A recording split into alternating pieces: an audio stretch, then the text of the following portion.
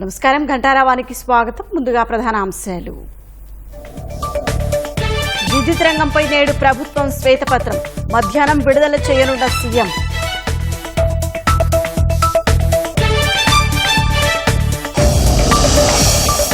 వైకాపా పాలనలో భూ కబ్జాలపై ప్రభుత్వానికి అధికారుల నివేదిక, ప్రమేయం లేదని వివరణ, సమగ్రంగా ఇవ్వాలని తిప్పి పంపిన సీఎం. పాల్వాయి గేటుకు వెళ్లలేదు, ఈవీఎం పగలగొట్టలేదు, పోలీసుల విచారణలో పిన్నెల్లి రామకృష్ణారెడ్డి బుకాయింపు.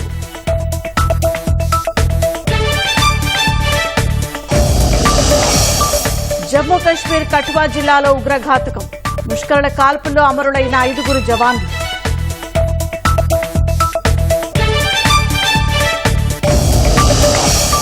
ఉక్రెయిన్పై క్షిపణులతో విరుచుకుపడిన రష్యా, 31 మంది మృతి, 150 మందికి పైగా గాయాలు.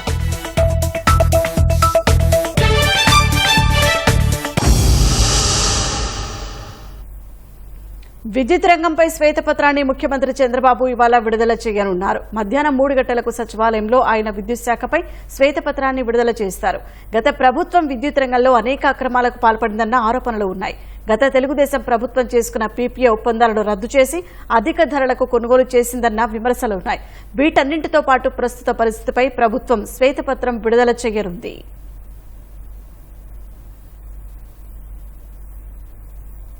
రాష్ట్ర ప్రభుత్వం త్వరలోనే మరో కీలక అంశంపై శ్వేతపత్రం విడుదల చేయనుంది. వైకాపా ప్రభుత్వ హయాంలో భూ కబ్జాలపై శ్వేతపత్రం విడుదల చేసే క్రమంలో అధికారులు సీఎం చంద్రబాబుకు నివేదిక అందజేశారు. వైకాపా హయాంలో అక్రమాలు నిజమే కానీ బాధ్యత మాది కాదన్న రీతిలో వారి నివేదిక ఉంది. నివేదిక అసమగ్రంగా ఉందంటూ సీఎం చంద్రబాబు సైతం అసంతృప్తి వ్యక్తం చేశారు. పూర్తి వివరాలతో సమగ్రంగా రిపోర్టు తయారు చేయాలని ఆదేశించారు.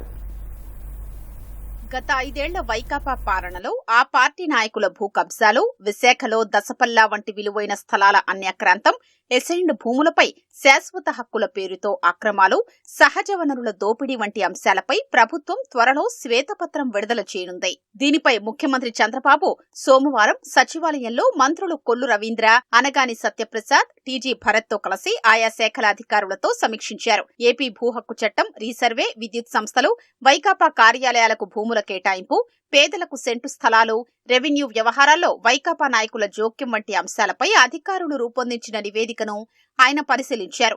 అప్పట్లో జరిగిన తప్పులన్నీ ముఖ్యమంత్రి, మంత్రులు, వైకాపా నాయకులే చేసినట్లు, వాటిలో ఎక్కడా తమ ప్రమేయమే లేనట్లు అధికారులు పేర్కొన్నారు.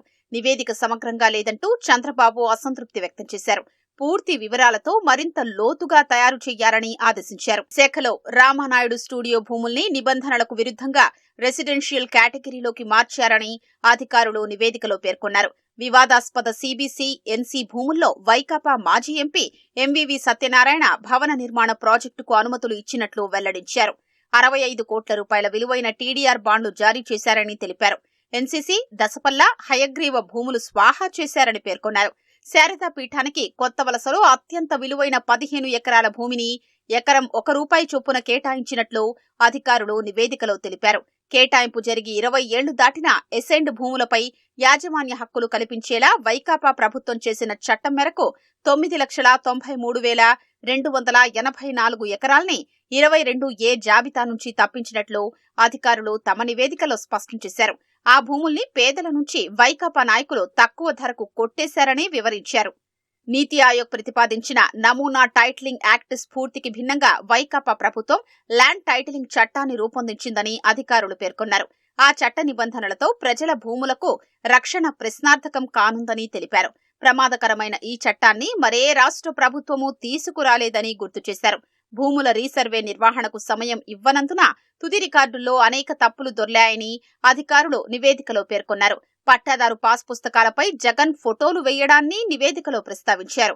ఒంగోలు సహా చుట్టుపక్కల ప్రాంతాల్లో భారీగా భూ కుంభకోణాలు జరిగాయని, జనన, మరణ ధృవపత్రాల జారీలోనూ అక్రమాలకు పాల్పడ్డారని అధికారులు వెల్లడించారు. సర్వే రిపోర్టు, భూమార్పిడి, పాత స్టాంపు పేపర్లపై పాత తేదీలు నమోదు చేసి నకిలీ వ్యక్తులతో జీపీఏలను సృష్టించారని తెలిపారు. కుటుంబ వివాదాల్లో ఉన్న అన్క్లెయిమ్డ్ ప్రైవేట్ భూముల్ని కొందరు స్వాహా చేశారని బహిర్గతం చేశారు. ఇళ్ల పట్టాలు, వ్యవసాయ భూముల పంపిణీకి లబ్ధిదారుల ఎంపికలోనూ వైకాపా నాయకులు జోక్యం చేసుకునేవారని అధికారులు తమ నివేదికలో ప్రస్తావించారు. లబ్ధిదారుల నుంచి డబ్బులు వసూలు చేసేవారని తెలిపారు. ఓటర్ల నమోదులోనూ కల్పించుకుని వారికి అనుకూలంగా పనిచేయాల్సిందిగా అధికారులపై ఒత్తిడి తెచ్చేవారని వివరించారు. తీవ్ర అవకతవకలకు పాల్పడ్డ 4 తహసీల్దార్ల డిస్మిస్, నిర్బంధ పదవీ విరమణ, 10 మంది హోదా తగ్గింపునకు సీసీఎల్ఏ ఆదేశాలిస్తే వైకాపా నాయకులు ప్రభుత్వంపై ఒత్తిడి తెచ్చి వారి శిక్షను తగ్గించారని నివేదికలో పేర్కొన్నారు. సాగు భూముల్లో అక్రమ లేఅవుట్లు వేసే నిబంధనలకు విరుద్ధంగా వ్యవసాయేతర భూములుగా మార్చేసుకున్నారని తెలిపారు. నాన్ ఆక్వా జోన్ పరిధిలోకి వచ్చే భూముల్ని చేపల చెరువులుగా మార్చేశారని వెల్లడించారు. ప్రైవేటు వ్యక్తుల భూముల్ని 22A జాబితాలో పెట్టించి వారిపై ఒత్తిడి తెచ్చి కారు చౌకగా కొట్టేశారని అధికారులు సీఎంకు ఇచ్చిన నివేదికలో పేర్కొన్నారు. పేదలకు ఇళ్ల స్థలాల కింద ఇవ్వాలి అనుకున్న భూముల్ని వైకాపా నేతలు బినామీల పేర్లతో తక్కువ ధరకు కొని వాటిని అధిక ధరలకు తీసుకునేలా అధికారులపై ఒత్తిడి తెచ్చారని అధికారులు తెలిపారు. ఇళ్ల పట్టాల కోసం 28,554 ఎకరాల 64 సెంట్ల ప్రభుత్వ భూమిని వినియోగించారని పేర్కొన్నారు. అధిక శాతం ప్రాంతాల్లో ఎస్సీ, ఎస్టీ, బీసీలకు చెందిన అసైన్డ్ భూముల్ని సేకరించారని తెలిపారు. నివాసయోగ్యం కాని, నీరు నిలిచే, పర్యావరణ ప్రభావం చూపే భూముల్ని సేకరించారని పేర్కొన్నారు. చాలా చోట్ల గ్రామాలకు దూరంగా ఉండడంతో లబ్ధిదారులు వాటిని తీసుకోలేదని వెల్లడించారు. ఎన్జీటీ ఆదేశాలతో 54 ఎకరాల భూముల్ని మళ్లీ అటవీ భూములుగా పునరుద్ధరించాల్సి వచ్చిందని, ఫలితంగా ప్రభుత్వానికి భారీ నష్టం వాటిల్లిందని తెలిపారు. లబ్ధిదారుల ఎంపికలోనూ పారదర్శకత లేదని, పెద్ద సంఖ్యలో అనర్హుల పేర్లను జాబితాల్లో చేర్చారని పేర్కొన్నారు. ఇళ్ల పట్టాలు పొందిన వారిలో 20% మంది ఇప్పటికే అమ్ముకున్నారని బహిర్గతం చేశారు. తూర్పుగోదావరి జిల్లాలో వర్షాలకు నీట మునిగే ఆవ భూముల్ని సేకరించారని, ఇళ్ల పట్టాలకు అనుకూలం కాని వీటికి అధిక మొత్తంలో పరిహారం చెల్లించారని అధికారులు తెలిపారు. ప్రకాశం, చిత్తూరు జిల్లాల్లో పశువుల మేత బీడు భూముల్ని సేకరించారని నివేదికలో పేర్కొన్నారు. 2013 భూసేకరణ చట్టంలో నిర్ణయించిన దానికంటే 2 నుంచి 3 రెట్లు ఎక్కువ పరిహారం చెల్లించేలా ఒత్తిడి తెచ్చారని తెలిపారు. ఈ మొత్తాన్ని రైతులకు చెల్లించకుండా మధ్యవర్తులు వాటాలు తీసుకున్నారని వివరించారు. కృష్ణా జిల్లా గన్నవరం మండలంలో ఎకరా 30 లక్షల రూపాయలు ఉంటే పరిహారం 55 లక్షల చొప్పున ఇప్పించారని వెల్లడించారు. పల్లపు ప్రాంతాల్ని సేకరించి వాటిని చదును చేసే కాంట్రాక్టుల్ని కూడా వైకాపా నేతలే దక్కించుకున్నారని అధికారులు తెలిపారు. ఉపాధి హామీ పథకం కింద చెరువుల్లో పూడిక తీసిన మట్టిని అక్కడకు తరలించి నిధులు కాజేశారని పేర్కొన్నారు. నెల్లూరు జిల్లాలో భూమి చదును కోసం 34,73 లక్షల రూపాయలు వినియోగించారని ప్రస్తావించారు. ఊరికి దూరంగా శ్మశానాలకు, అటవీ ప్రాంతానికి దగ్గరగా ఉన్న చోట లబ్ధిదారులు ఇళ్ల నిర్మాణానికి ముందుకు రాలేదని తెలిపారు. ప్రభుత్వం తక్కువ ధరకు భూములు సేకరిస్తోందంటూ విశాఖ జిల్లా భీమిలి, ఆనందపురం, పద్మనాభం, అనకాపల్లి జిల్లాలోని సబ్బవరం, పరవాడలో వైకాపా నేతలు అక్కడి రైతుల్ని తప్పుదోవ పట్టించడంతో పాటు భయపెట్టారని అధికారులు నివేదికలో పేర్కొన్నారు. వారి భూముల్ని ఒప్పంద పత్రాలపై కొనుగోలు చేశారని తెలిపారు. ఇండోసోల్ సోలార్ సంస్థకు 10,226 ఎకరాలు, గ్రీన్కో కంపెనీకి 14,828 ఎకరాలు కేటాయించారని అధికారులు సీఎంకు ఇచ్చిన నివేదికలో పేర్కొన్నారు. వివిధ జిల్లా కేంద్రాల్లో అత్యంత విలువైన భూముల్ని వైకాపా కార్యాలయాలకు కేటాయించారని తెలిపారు. ఎకరాకు ఏడాదికి 1,000 రూపాయల చొప్పున 40 ఎకరాల 78 సెంట్ల భూమిని కట్టబెట్టారని బహిర్గతం చేశారు. వాటి విలువ కోట్లలో ఉంటుందని పేర్కొన్నారు. పాల్వాయి గేటుకు తాను వెళ్లనే లేదని, ఈవీఎంను పగలగొట్టలేదని మాచర్ల మాజీ ఎమ్మెల్యే పిన్నెల్లి రామకృష్ణారెడ్డి విచారణలో చెప్పారు. తెలుగుదేశం ఏజెంట్ నంబూరి శేషగిరిరావు ఎవరో తనకు తెలియదని పోలీసులతో అన్నారు. తొలి రోజు విచారణలో పిన్నెల్లి పోలీసులకు సహకరించలేదు. మాచర్ల మాజీ ఎమ్మెల్యే పిన్నెల్లి రామకృష్ణారెడ్డిని కోర్టు అనుమతితో పల్నాడు జిల్లా గురజాల పోలీసులు విచారణ చేశారు. ఈ నేపథ్యంలో పోలింగ్ రోజున పల్నాడు జిల్లా రెంటచింతల మండలం పాల్వాయి గేట్ పోలింగ్ కేంద్రానికి తాను వెళ్లలేదని పిన్నెల్లి చెప్పారు. ఈవీఎంను పగలగొట్టలేదని, నంబూరు శేషగిరిరావు ఎవరో తనకు తెలియదని తెలిపారు. ఆ రోజు తన వెంట గన్మెన్లు లేరని పోలీసులకు సమాధానమిచ్చారు. పాల్వాయి గేట్ పోలింగ్ కేంద్రంలో ఈవీఎంను ధ్వంసం చేయడమే కాకుండా అడ్డొచ్చిన తెదేపా ఏజెంట్ నంబూరు శేషగిరిరావుపై పిన్నెల్లి దాడి చేసిన ఘటనపై కేసు నమోదైంది. ఈ దృశ్యాలన్నీ పోలింగ్ బూత్లోని సీసీటీవీ కెమెరాల్లో రికార్డయ్యాయి. పోలింగ్ మరుసటి రోజు పరామర్శ పేరుతో కారంపూడిలో భారీగా అల్లర్లకు పాల్పడటమే కాకుండా విధుల్లో ఉన్న సీఐ నారాయణస్వామిపై రాయితో దాడి చేశారు. ఈ ఉదంతంపై మరో కేసు నమోదైంది. ఈ కేసులకు సంబంధించి నెల్లూరు జైలులో ఉన్న పిన్నెల్లి రామకృష్ణారెడ్డి నుంచి మరింత సమాచారం రాబట్టేందుకు కోర్టు అనుమతితో సోమవారం పల్నాడు జిల్లా గురజాల డీఎస్పీ శ్రీనివాసరావు ఆధ్వర్యంలో పోలీసులు విచారణ చేపట్టారు. సోమవారం ఉదయం 10 గంటలకే డీఎస్పీతో పాటు 11 మంది పోలీసులు నెల్లూరు జైలు వద్దకు చేరుకున్నారు. వారిని అధికారులు లోపలికి అనుమతించలేదు. దీంతో వారు కోర్టును ఆశ్రయించారు. మధ్యాహ్నం 3 గంటలకు కోర్టు నుంచి ఆదేశాలు రావడంతో 7గురినే జైలు లోపలికి అనుమతించారు. వీరిలో రెంటచింతల ఎస్ఐ ఎం ఆంజనేయులు, ఓ ఏఎస్ఐ, 2 కానిస్టేబుళ్లు, 1 కెమెరామెన్, 2 మధ్యవర్తులున్నారు. మధ్యాహ్నం 3:30 ప్రారంభమైన విచారణ రాత్రి 7 గంటల వరకు సాగింది. పిన్నెల్లిని 50 ప్రశ్నలు అడగ్గా దాదాపు 30 ప్రశ్నలకు పైగా తాను వెళ్లలేదని, వారెవరో తనకు తెలియదు అనే సమాధానాలు చెప్పినట్టు సమాచారం. కారంపూడిలో అల్లర్లు, సిఐ నారాయణస్వామిపై దాడికి సంబంధించి నేడు పిన్నెల్లిని విచారించనున్నారు. జమ్మూ కశ్మీర్లోని ఉగ్రవాదులు జరిపిన దాడిలో మరణించిన జవాన్ల సంఖ్య 5కి పెరిగింది. కకువా జిల్లాలోని మారుమూల ప్రాంతంలో మీచేడిలో సైనిక వాహనంపై ఉగ్రవాదులు ఆకస్మిక దాడి చేయడంతో 5గురు మరణించగా మరో 5గురు గాయపడ్డారు. 10 మంది జవాన్ల బృందం మధ్యాహ్నం 3:30 సమయంలో మాచేడి, కిండ్లీ, మల్హార్ రోడ్డు మార్గాల్లో ట్రక్కులో వెళ్తూ గస్తీ నిర్వహిస్తుండగా ముష్కరులు ఒక్క ఉదుటిన వాహనంపైకి గ్రెనేడ్ విసిరారు. ఈ హఠాత్ పరిణామం నుంచి సైనికులు తేరుకోకముందే కాల్పులకు పాల్పడ్డారు. దీంతో వాహనంలో ఉన్న 10 మందికి గాయాలయ్యాయి. వారిలో 5గురి పరిస్థితి విషమించి ప్రాణాలు కోల్పోయారు. మృతుల్లో ఒకరు జూనియర్ కమిషన్డ్ అధికారి ఉన్నట్లు అధికారులు తెలిపారు. గాయపడిన జవాన్లకు ఆర్మీ ఆసుపత్రిలో చికిత్స అందిస్తున్నారు. కాల్పుల అనంతరం పోలీసులు, పారామిలిటరీ దళం సాయంతో సైనిక సిబ్బంది ఎదురుదాడికి దిగడంతో ఉగ్రవాదులు సమీప అటవీ ప్రాంతంలోకి పారిపోయినట్లు అధికారులు వెల్లడించారు. వెంటనే అదనపు బలగాలు అక్కడికి చేరుకుని ముష్కరులను మట్టుపెట్టడానికి ఆపరేషన్ చేపట్టినట్లు పేర్కొంది. ప్రాంతీయ శాంతి సుస్థిరతలకు మద్దతుగా నిలుస్తామని ప్రధానమంత్రి నరేంద్ర మోదీ ఉద్ఘాటించారు. ప్రత్యేకమైన, గౌరవప్రదమైన భారత్ రష్యా వ్యూహాత్మక బంధం గత 10 ఏళ్లలో మరింత ముందుకు సాగిందని తెలిపారు. రష్యా పర్యటనలో భాగంగా నోవో ఒగర్వోలోని తన అధికారిక నివాసంలో ప్రధాని మోదీకి ఆ దేశ అధ్యక్షుడు పుతిన్ ప్రైవేటు విందు ఇచ్చారు. తన ఇంటికి వచ్చిన మోదీకి పుతిన్ ఘన స్వాగతం పలికారు. ఇద్దరు నేతలు ఆత్మీయ ఆలింగనం చేసుకున్నారు.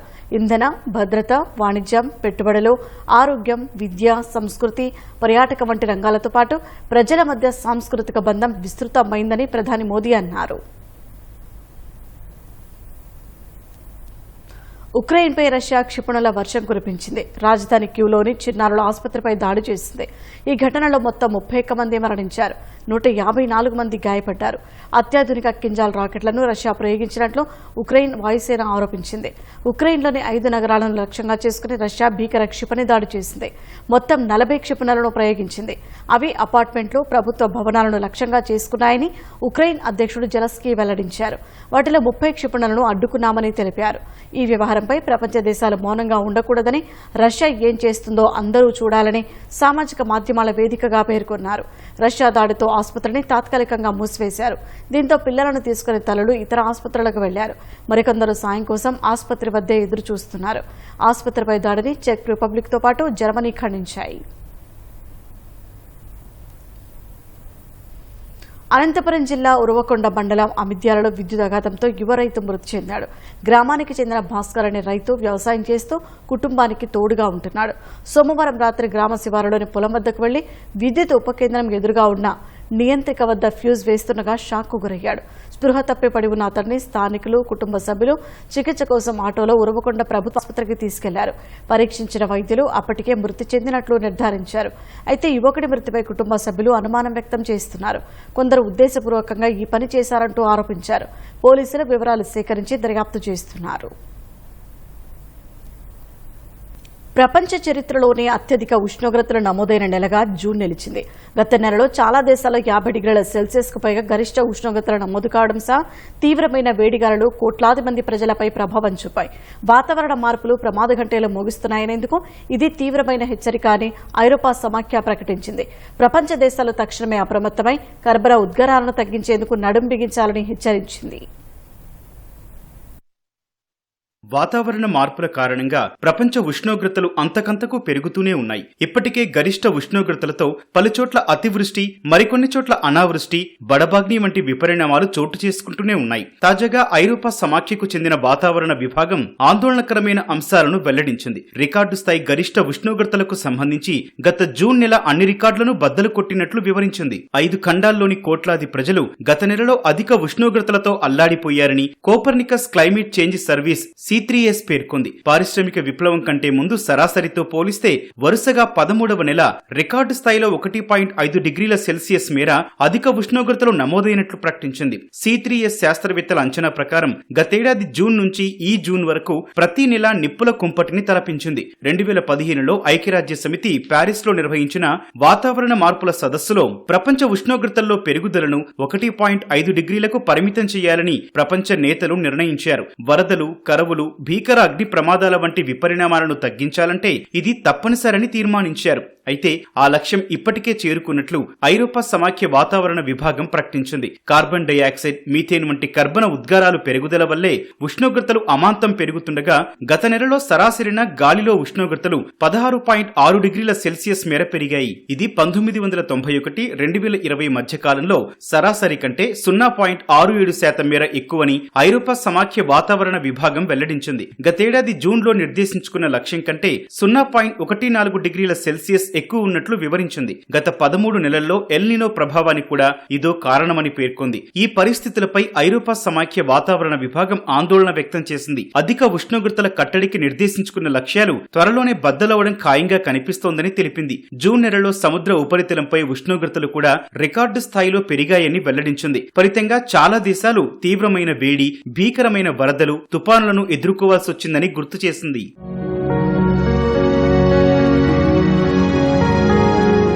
ప్రపంచంలో 60% పైగా ప్రజలు జూన్ నెలలో తీవ్రమైన వేడి పరిస్థితులను ఎదుర్కొన్నారని C3S వివరించింది. ఒక భారత్లోనే 61.9 కోట్ల మందిపై తీవ్రమైన వేడి ప్రభావం చూపిందని పేర్కొంది. చైనాలో 57.9 కోట్లు, ఇండోనేషియాలో 23 కోట్ల 10 లక్షల మంది, బ్రెజిల్లో 17.6 కోట్ల మంది తీవ్రమైన వేడిగాలులతో అల్లాడినట్లు వెల్లడించింది. భారత్లోని వాయవ్య ప్రాంతంలో 1901 తర్వాత అత్యధిక వేడి నెలగా జూన్ రికార్డైనట్లు వాతావరణ శాఖ ప్రకటించిందని C3S గుర్తు చేసింది. ఆయా ప్రాంతాల్లో 40,000 వడదెబ్బ కేసులు నమోదు కాగా 100 మంది ప్రాణాలు కోల్పోయినట్లు వివరించింది. ఢిల్లీ సహా కొన్ని నగరాలు తీవ్రమైన తాగునీటి కొరతను కూడా ఎదుర్కొన్నట్లు గుర్తు చేసింది. ఏప్రిల్, జూన్ మధ్య కాలంలో 11 రాష్ట్రాల్లో 20 నుంచి 38 రోజుల పాటు తీవ్రమైన వడగాలులు వీచినట్లు IMD తెలిపింది. చాలా చోట్ల గరిష్ట ఉష్ణోగ్రతలు 50 డిగ్రీల సెల్సియస్ దాటినట్లు పేర్కొంది. రాత్రి వేళల్లో కొన్ని చోట్ల కనిష్ట ఉష్ణోగ్రతలు 35 డిగ్రీలుగా నమోదై ప్రమాద ఘంటికలు మోగించినట్లు వివరించింది. కెనడా, అమెరికా, మెక్సికో,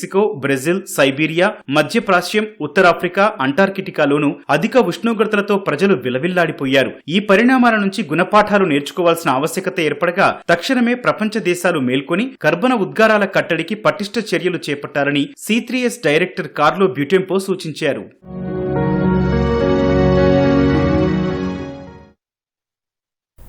ప్రపంచంలో అత్యధిక ఉష్ణోగ్రతలు నమోదయ్యే ప్రాంతంగా అమెరికా కాలిఫోర్నియా రాష్ట్రాల్లోని డెత్ వ్యాలీ జాతీయ పార్కుకు గుర్తింపు ఉంది. 56 డిగ్రీల సెల్సియస్ ఉష్ణోగ్రత నమోదయ్యే ఈ ప్రాంతానికి పెద్ద ఎత్తున దేశ విదేశీ పర్యాటకులు తరలివస్తున్నారు. ఇక్కడ నమోదయ్యే రికార్డు స్థాయి ఉష్ణోగ్రతను స్వయంగా అనుభూతి చెందుతున్నారు. డెత్ వ్యాలీలో ఉంటే పొయ్యిలో ఉన్నట్లే ఉంటోందని పర్యాటకులు తెలిపారు.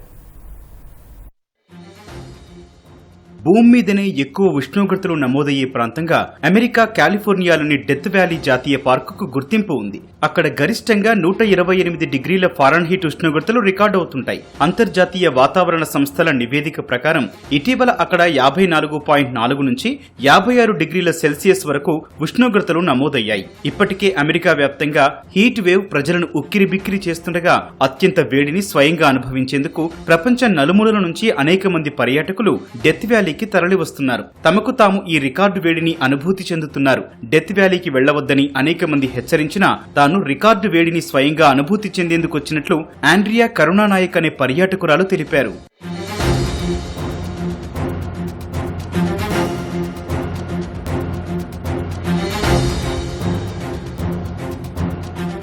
Honestly, it's definitely shocking. I don't know how anything can survive out here. You can definitely feel the heat on your skin, and I can see how it's probably the highest heat record out here. But it's definitely interesting to see. Death వ్యాలీకి వస్తే పొయ్యిలో ఉన్న పరిస్థితి కనిపిస్తోందని పర్యాటకులు అంటున్నారు. Death వ్యాలీలో digital థర్మోమీటర్లు కూడా ఏర్పాటు చేశారు. పర్యాటకులు వాటితో ఫోటోలు దిగే వీలుంటుంది. ఇది వారి జీవితంలో మరిచిపోలేని అనుభూతినిస్తుందని డెత్ వ్యాలీ జాతీయ పార్కు నిర్వాహకులు తెలిపారు. ముఖ్యంగా వేసవి కాలంలో డెత్ వ్యాలీలో ఉష్ణోగ్రతలు ఠారెత్తిస్తుంటాయి. వేసవిలో ఎక్కువ సమయంలో డెత్ వ్యాలీలో గడపవద్దని పర్యాటకులకు పార్క్ అధికారులు సూచిస్తుంటారు.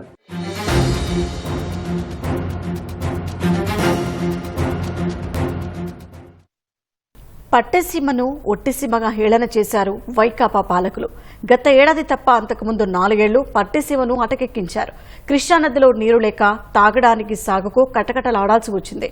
కాగా ముందు చూపు ప్రాజెక్టుల ప్రయోజనాలు తెలిసిన ప్రస్తుత పాలకులు మళ్లీ పట్టిసీమకు జీవం పోశారు. గోదారమ్మ పరవళ్లు తొక్కుతూ కృష్ణా డెల్టాకు చేరుకుంది. రైతన్నకు పట్టెడన్నం పెట్టే పట్టిసీమ ప్రాజెక్టు గురించి మనము తెలుసుకుందాం. గోదావరి కుడిగట్టుపై పట్టిసం వద్ద నిర్మితమైన ప్రాజెక్టే పట్టిసీమ. ఈ సాగునీటి ప్రాజెక్టును తాత్కాలిక ప్రాతిపదికన కట్టిన పోలవరం కుడి కాలువ ద్వారా ఏడాదికి 80 టీఎంసీల నీటిని కృష్ణా డెల్టాకు పంపగల సామర్థ్యం దీని సొంతం. ఏడాదిలోపే నిర్మాణాన్ని పూర్తి చేసుకుని డెల్టా ప్రాంతానికి నీరందించిన తొలి ప్రాజెక్టు ఇదే. తీవ్రమైన కరువు పరిస్థితుల్లో కృష్ణా డెల్టాను ఆదుకుని దాదాపు 8,000 కోట్ల రూపాయల విలువైన పంటల్ని కాపాడటంతో పాటు 3 జిల్లాల ప్రజల దాహార్తిని కూడా తీర్చింది. పోలవరం నిర్మాణానికి మరికొంత సమయం పట్టే అవకాశం ఉండటంతో రైతుల ప్రయోజనాలను కాపాడేందుకు తెలుగుదేశం ప్రభుత్వం చేపట్టిన ఈ తాత్కాలిక ప్రాజెక్టు అద్భుత విజయం సాధించింది. పశ్చిమ గోదావరి, కృష్ణా జిల్లాల్లోని రైతులు కనీ విని ఎరుగని రీతిలో పంటలు పండించగలిగారు.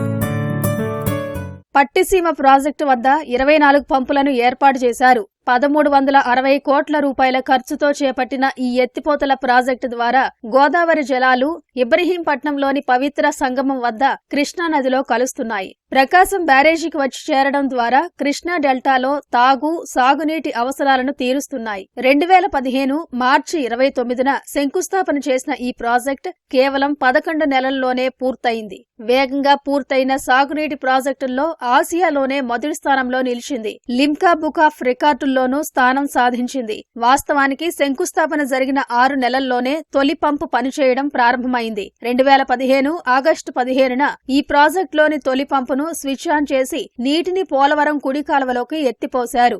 7 రోజుల అనంతరం ఈ నీరు 174 కిలోమీటర్ల మేర ప్రయాణించి పశ్చిమ గోదావరి జిల్లాను దాటి కృష్ణా భూభాగంలోనికి తొలిసారి అడుగుపెట్టింది. మళ్లీ కూటమి ప్రభుత్వం వచ్చాక పట్టిసీమ ప్రాజెక్టు ప్రాధాన్యం పెరిగింది. తాజాగా ఇబ్రహీంపట్నం పవిత్ర సంఘం ఫెర్రీ ఘాట్ వద్ద కృష్ణా నదిలోకి ప్రవేశించిన గోదావరి జలాలకు పూజలు నిర్వహించారు. పట్టలేని సంతోషంతో ప్రభుత్వ పెద్దలంతా జలహారతి పట్టారు. ఈ కార్యక్రమంలో జలవనరుల శాఖ మంత్రి నిమ్మల రామానాయుడు, విజయవాడ ఎంపీ కేశినేని చిన్ని, గుడివాడ ఎమ్మెల్యే వెనిగండ్ల రాము, మాజీ మంత్రి దేవినేని ఉమామహేశ్వరరావు, ఇరిగేషన్ అధికారులు, రైతులు పాల్గొన్నారు. పూలు, పసుపు, కుంకుమలతో హారతులిచ్చి స్వాగతం పలికారు. ఎర్రటి జేగురు రంగునీళ్లతో గోదారి, నల్లని ఛాయ కలిగిన కృష్ణమ్మతో సంగమించినప్పుడు ఆ ప్రాంతమంతా చిత్రమైన శోభతో వెల్లివిరిసింది. పట్టిసీమ ప్రయోజనాలను ముందే గ్రహించిన చంద్రబాబు దీక్షా దక్షతకు, ముందు చూపుకు ఇది నిదర్శనమని మంత్రి నిమ్మల రామానాయుడు, ఎంపీ కేశినేని శివనాథ్ కితాబిచ్చారు. పోలవరం ప్రాజెక్టు పూర్తయ్యేంతో లోపుగా మరి ఆ గోదావరి జలాలను కృష్ణాకు మరి డెల్టాకు అందించడం ద్వారా మరి స్థిరీకరణ చేయడంతో పాటుగా కృష్ణాకి ఇచ్చినటువంటి వాటర్ ద్వారా రేపు శ్రీశైలంలో ఆ బ్యాక్ వాటర్ నటు మరి ఏదైతే రాయలసీమకు పంపించడం ద్వారా పురుషోత్తపట్నం ఎత్తిపోతల ద్వారా మరి ఏదైతే ఏలేరు రిజర్వాయర్ కి తీసుకుని అక్కడి నుంచి స్టీల్ ప్లాంట్ కి అదేవిధంగా విశాఖకి త్రాగునీరుకి అందించేటువంటి విధంగా ఆ రోజు 1,300 కోట్ల రూపాయలు మనం పట్టిసీమకు వెచ్చిస్తే 4 సంవత్సరాల్లో మరి ప్రతి సంవత్సరం కూడా యావరేజ్ ని కృష్ణా డెల్టాకు 10 లక్షల ఎకరాలకు సాగునీరు ఇవ్వడంతో పాటు దగ్గర 30 లక్షల మంది ప్రజలకు త్రాగునీరు కూడా ఇవ్వాలనేటువంటి ఆలోచనతో ఏదైతే పట్టిసీమను ఆయన రూపకల్పన చేస్తే ఆ రోజు జగన్మోహన్ రెడ్డి కూడా అసెంబ్లీలో ఇది పట్టిసీమ కాదు ఒట్టిసీమ అని చెప్పి ఆ రోజు ఎద్దేవా చేసినటువంటి జగన్మోహన్ రెడ్డి వేళ ఆంధ్రప్రదేశ్ రాష్ట్ర ప్రజలకు, తెలుగు జాతికి కూడా ఇవాళ ప్రజలందరికీ కూడా క్షమాపణ చెప్పాల్సిన అవసరం ఉంది. కృష్ణా గోదావరి ఇంత చక్కగా నదులు అనుసంధానం చేసిన చంద్రబాబు నాయుడు గారు 2014 నుంచి 19 రాష్ట్రం మీద ఎన్నో కలలు కన్నారు. ఈ అరాచక ప్రభుత్వం వచ్చి ఆయన చేసిన అన్నిటినీ కూడా వ్యర్థంగా ఉంచింది. వాళ్ళ మళ్లీ చంద్రబాబు నాయుడు గారు వచ్చి కృష్ణా డెల్టాకి సాగునీటి, మంచినీటి కింద వదలటం మనందరూ అదృష్టం. పట్టిసీమ ఎత్తిపోతల ప్రాజెక్టు మొత్తం 24 మోటార్లు, పంపులతో ఒకే మారు 8,500 క్యూసెక్కుల నీటిని పోలవరం కుడి కాలువలోకి ఎత్తిపోయగల సామర్థ్యాన్ని కలిగి ఉన్నాయి. ఒక్కో మోటారు 6300 హార్స్ పవర్ శక్తి సామర్థ్యం కలిగి ఉన్నాయి. ఈ మోటార్లన్నీ 110 రోజుల వరద సమయంలోనే 80 టీఎంసీల నీటిని ఎత్తిపోసేలా ప్రాజెక్టుకు రూపకల్పన చేశారు. పోలవరం కుడి కాలువ ద్వారా వచ్చిన నీటిని పొలాల్లోకి మోటార్ల ద్వారా తోడుకుని ఎకరాకు 40 నుంచి 50 బస్తాల వరిని గతంలో రైతులు పండించగలిగారు. అదే సమయంలో తమ ప్రాంతంలోని చెరువులను కూడా నింపుకోవడం ద్వారా భూగర్భ జలాలు విస్తృతంగా పెరిగాయి. కృష్ణా డెల్టాను, పశ్చిమ గోదావరి జిల్లాను ఆపద సమయంలో ఈ ప్రాజెక్టు ఆదుకుంది. శ్రీశైలం, నాగార్జునసాగర్ డ్యాం నుంచి చుక్క నీరు కూడా దిగువకు విడుదల కాక వరుణుడు కరుణించక తీవ్ర ఇబ్బందులు ఎదుర్కొన్న తరుణంలో ఆపన్న హస్తం అందించింది. నదికి వరద వచ్చే సమయంలో ఈ నీటిని తోడిపోసేలా నిరంతరం ఈ పంపులు పనిచేస్తాయి. ఇప్పటికే సాగునీరు, తాగునీరు కరువై అల్లాడుతున్న ప్రజలకు గోదావరి జలాలను తీసుకురావడం గొప్ప విషయమని ప్రజాప్రతినిధులు, రైతులు హర్షం వ్యక్తం చేస్తున్నారు. గుడివాడ నియోజకవర్గంలో ప్రత్యేకంగా ఎక్కడ నీళ్ళు లేని పరిస్థితి. మంచినీళ్ళు ఆల్రెడీ గుడివాడ మున్సిపాలిటీలో అయితే 2 రోజులకు ఒకసారి అని చెప్పి అనౌన్స్ చేశాం. 15వ తారీఖు దాటితే మా పరిస్థితి ఏంటనేది టెన్షన్ గా ఉంది. అలాంటి పరిస్థితిలో 2 రోజులకు ఒకసారి వాటర్ అని చెప్పి నేను రీసెంట్ గా అనౌన్స్ చేయడం కూడా జరిగింది. వెంటనే రియాక్ట్ అయ్యి మనకి ఈ పట్టిసీమ ద్వారా నీళ్లు తీసుకొచ్చి మాకు ఇప్పుడే దాహార్ తీరినట్టుంది. యాక్చువల్లీ చూస్తుంటేనే మాకు కొంచెం గొంతు తడిసినట్టు అనే పరిస్థితిలో ఉన్నాం. ఈ నదుల అనుసంధానం వలన చెరువులు నింపి చాలా మెట్ట ప్రాంతాలన్నీ కూడా సస్యశ్యామలైనవి. గత ప్రభుత్వం వచ్చినప్పుడు దీన్ని సరిగ్గా నిర్వహించక చాలా రైతులు ఇబ్బంది పడ్డారు. మళ్ళీ ఈ నదుల అనుసంధానం వలన పూర్వ వైభవం వస్తుందని కృష్ణా డెల్టా భూములన్నీ కూడా సస్యశ్యామలంగా పండుతాయని మెట్ట ప్రాంతం అంతా కూడా ఈ నీరుని వినియోగించుకొని పంటలు పూర్వకళ సంతరించుకుంది. గోదావరి జలాలు కృష్ణా డెల్టాను స్థిరీకరించడంతో పాటు తాగునీటిని అందించనున్నాయి. భూగర్భ జలాలు పెరిగే అవకాశం ఉంది.